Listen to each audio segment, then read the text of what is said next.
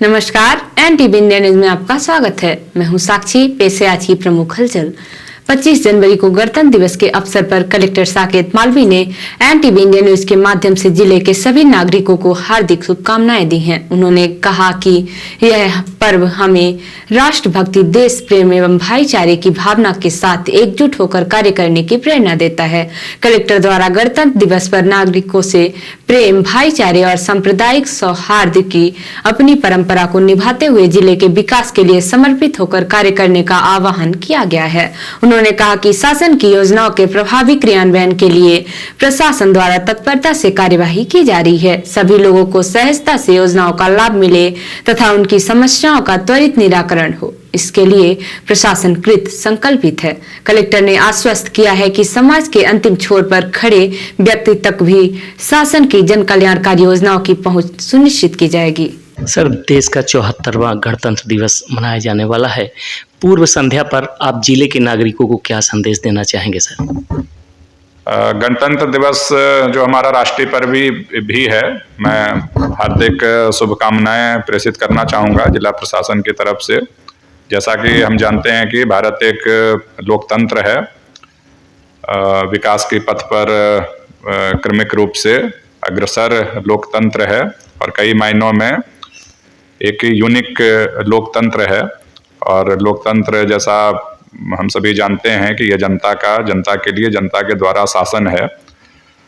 तो इस गणतंत्र दिवस के उपलक्ष्य पे मैं यही उम्मीद करूंगा कि हम गण तक, जन तक और बेहतर तरीके से पहुंच पाएंगे और शासन में उनकी सहभागिता पूर्व से भी है आगे, और उनकी सहभागिता से हम किस प्रकार से बेहतर तरीके से योजनाओं के क्रियान्वयन कर सकते हैं, जिससे सही मायने में ये गणतंत्र दिवस का जो पूरा आयोजन है, सेलिब्रेशन है, ये प्रासंगिक हो और सही मायने में सफल हो। तो मैं पुनः एक बार अभी सीधी जिले के सभी नागरिकों को मैं अभिनंदन भी करता हूं और हार्दिक शुभकामनाएं इस अपने गौरवशाली गणतंत्र दिवस के उपलक्ष्य में प्रेषित करता हूं।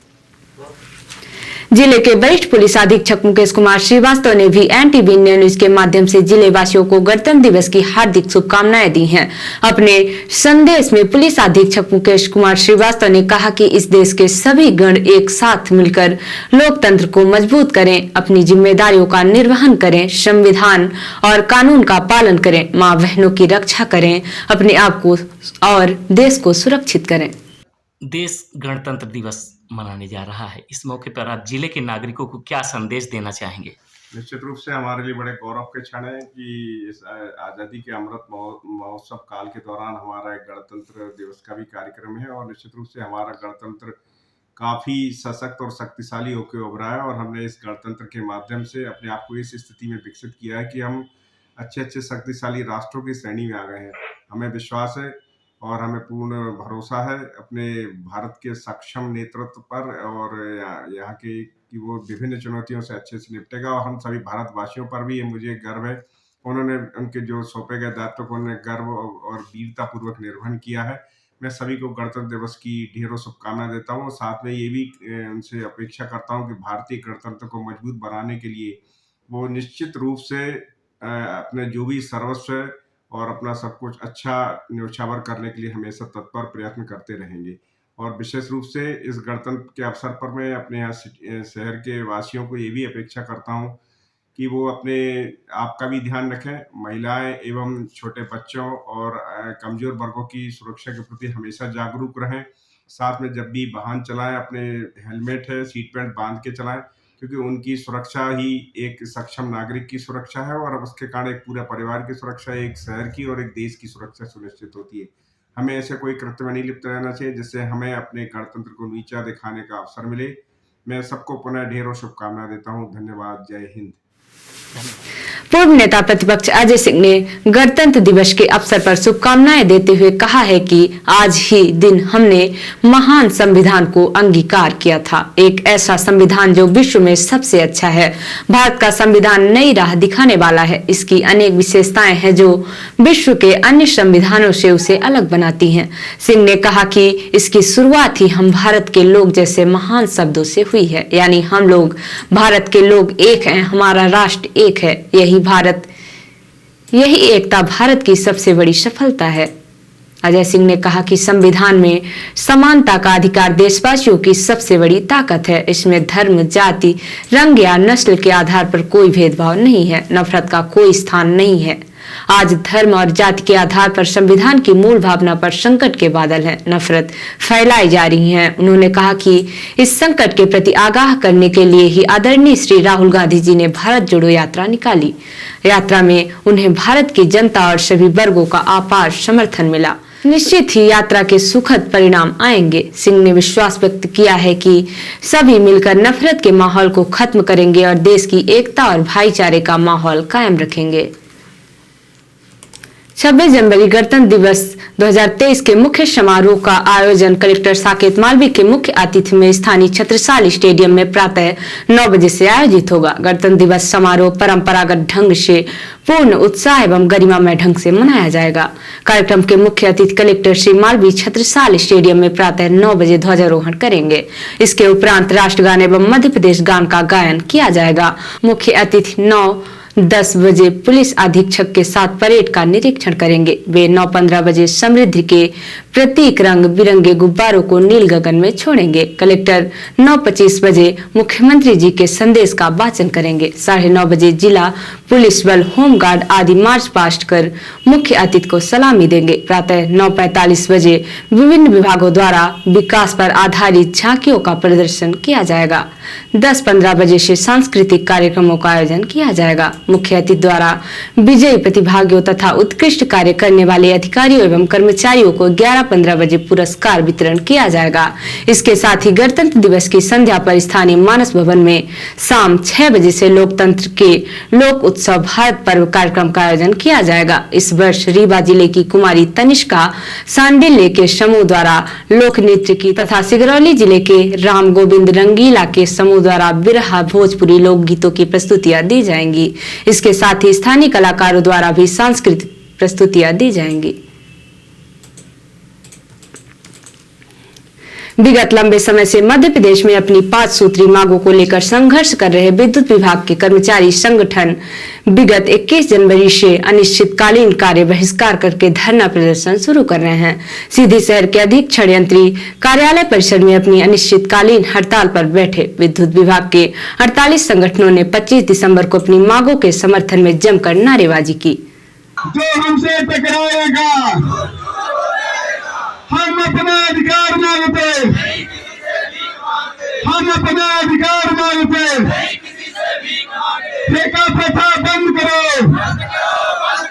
ठेका प्रथा बंद करो।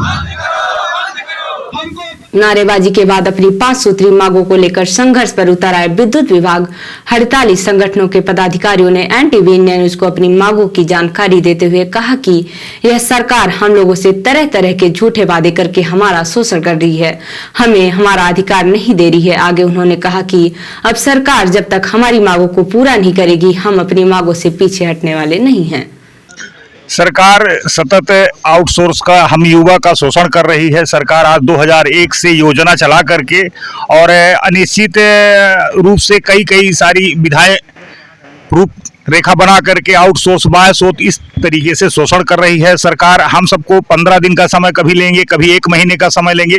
पूर्व में भी 6 तारीख को हम लोगों की हड़ताल होना स्वाभाविक रूप से हुआ था और परमिशन मिली थी, जिसके फलस्वरूप रात को सरकार के प्रमुख सचिव द्वारा हम सब लोगों को बुलाया गया और हमारे उच्च स्तरीय टीम द्वारा बैठक ली गई और बैठक में सभी लोगों को ये कहा गया कि आपका विचार सरकार तक रखा जाएगा, सरकार से बातचीत की जाएगी और 15 दिन में आप लोगों के पहल की जाएगी, जिससे आपका काम सुचारू रूप से किया जाएगा, आप सब लोग काम करें। तो उच्च स्तर लोगों द्वारा हम लोगों को कहा गया और इसके उसी समय यह चरणबद्ध तरीके से ये कहा गया था कि अगर हम लोगों का काम 15 दिन में नहीं किया गया तो हम लोग 21 जनवरी से अनिश्चितकालीन कार्य बहिष्कार का उद्घोषणा कर चुके हैं और उसमें शामिल हो जाएंगे और कार्य बहिष्कार का हम लोगों ने उसी रूपरेखा में शुभारंभ कर दिया। लड़ाई जारी रहेगी, अनिश्चितकालीन तक जारी रहेगी। जब तक हम लोगों को कुछ मिलेगा नहीं तब तक हम लोग अनिश्चितकालीन कार्य का बहिष्कार करते ही रहेंगे।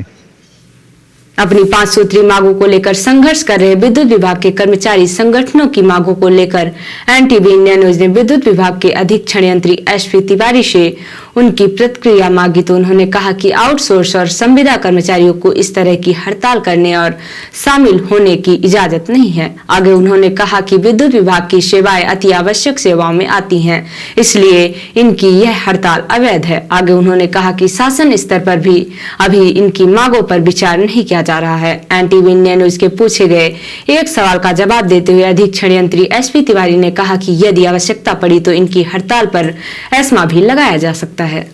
सर, पूरे मध्य प्रदेश के साथ आपके सीधी जिले में भी आपके विभाग के आउटसोर्स कर्मचारी हड़ताल आंदोलन प्रदर्शन कर रहे हैं। सर, क्या दिशा निर्देश आए हैं इनके लिए और इनकी मांगों का क्या निराकरण हो रहा है? एक्चुअली पूरा प्रदेश में हमारे सीधी जिले में भी संविदा अधिकारी कर्मचारी एवं आउटसोर्स कर्मी जो हैं वो 21 तारीख से अनिश्चितकालिक कार बहिष्कार आंदोलन कर रहे हैं। तो जैसा कि ये विद्युत व्यवस्था जो है ये अति आवश्यक सेवा में है और इसमें आंदोलन करने या अन्य गतिविधियों में शामिल होने की अनुमति नहीं रहती है। पूर्व में ये संविदा कर्मियों को भी स्पष्ट रूप से बताया गया था कि आप आंदोलन नहीं कर सकते हो और संविदा कर्मियों के साथ भी यही है कि वो आंदोलन नहीं कर सकते हैं। फिर भी ये जो है ये अवैध रूप से हम आंदोलन में गए हैं, तो इसको शासन द्वारा बहुत गंभीरता से लिया गया है। इनके विरुद्ध अनुशासन कार्रवाई हेतु मतलब निर्देशित किया गया है। इनके द्वारा जो भी मांगे की जा रही है मुख्य तो संविदा कर्मियों की है नियमितीकरण के लिए और दूसरा इनका भी संविलियन के लिए है आउटसोर्स कर्मियों का, पर इसमें शासन द्वारा कोई भी अभी विचार नहीं किया जा रहा है। और अभी इनके आंदोलन से जो व्यवस्थाएं बिगड़ रही हैं उसमें इनको अपने कार्य पर आने के लिए बोला गया है। यदि नहीं आते हैं तो इनके विरुद्ध कड़ी से कड़ी कार्रवाई की जाएगी। क्या एस्मा जैसे प्रावधान भी इन पे लागू हो सकते हैं सर?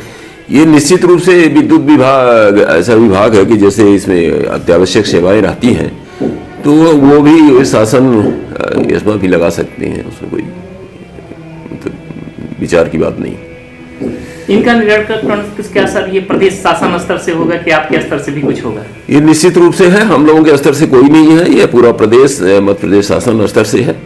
जो भी इनका निराकरण होगा या इनकी मांगे हैं उस पर जो वहीं से निर्णय लिया जाएगा और हम लोग इसमें कोई भी हमारे सर विभाग ने कोई अल्टीमेटम भी दिया है कि आपका खत्म कर दो हड़ताल, कोई टाइमिंग दी गई इनको? क्या नहीं, टाइमिंग नहीं है, वैसे ही विभागीय स्तर पर इनको बताया गया है कि आप आंदोलन पर नहीं जा सकते हैं, कार बहिष्कार नहीं कर सकते हैं और संविदा कर्मियों के अगेंस्ट भी कार्रवाई की जा रही है। विशेषकर जो आउटसोर्स कर्मी है तो हमारे यहाँ वो आउटसोर्स जो है तो सेवा प्रदाता कंपनियों के माध्यम से रहते हैं। ये हमारे कर्मचारी तो है नहीं, हम काम इनको लेते हैं और वो सेवा प्रदाता कंपनियां हैं तो उनको स्पष्ट निर्देश दिए गए हैं कि यदि कोई भी कर्मचारी ये आंदोलन पे जा रहा है जो अवैध है।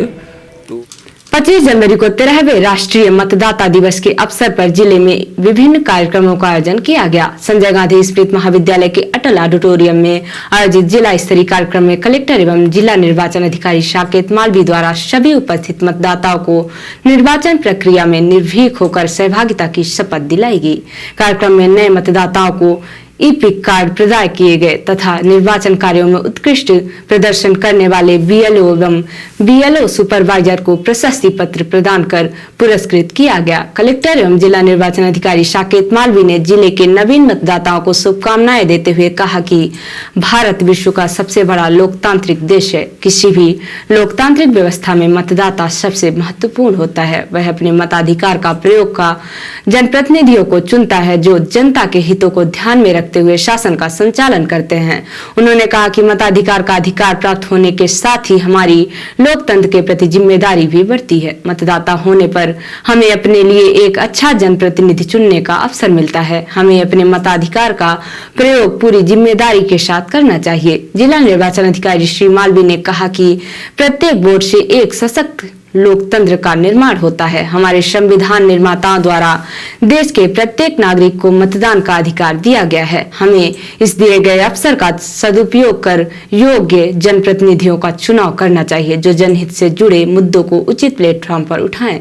कलेक्टर ने लोगों से अपील की है कि वे एक जिम्मेदार नागरिक बने और प्रत्येक निर्वाचन में निर्भीक होकर अपने मताधिकार का प्रयोग करें।